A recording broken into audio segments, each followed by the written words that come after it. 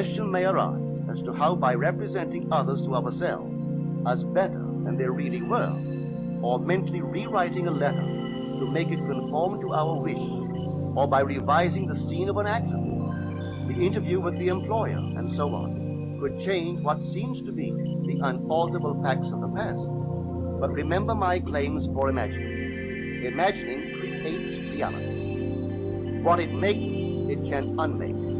It is not only conservative, building a life from images supplied by memory. It is also creatively transformative, altering a theme already in being. The parable of the unjust steward gives the answer to this question. We can alter our world by means of a certain illegal practice, by means of a falsification of the facts, that is, by means of a certain intentional alteration of that which we have experienced. And all this is done in one's own imagination. This is a form of falsehood which not only is not condemned, but is actually approved in the gospel teaching. By means of such a falsehood, a man destroys the causes of evil and acquires friends.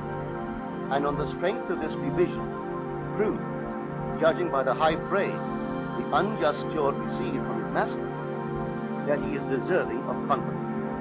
Because imagining creates reality, we can carry revision to the extreme and revise a scene that would be otherwise unforgivable.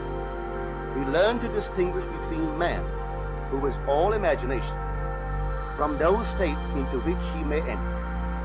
An unjust steward, looking at another's distress, will represent the other to himself as he ought to be seen. Were he himself in need, he would, like the man on the cover of this record, enter his dream house in his imagination and imagine what he would see and how things would seem and how people would act after these things should be.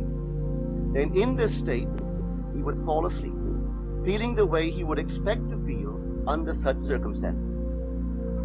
Would that all the Lord's people were unjust stewards, mentally falsifying the facts of life to deliver individuals forevermore. For the imaginal change goes forward until at length the altered pattern is realized on the heights of attainment. Our future is our imaginal activity in its creative march.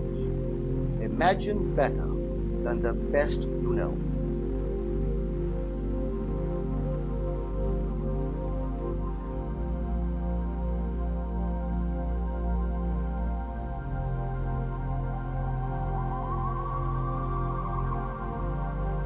May seem incredible, but it is true. The world in which we live is a world of imagination.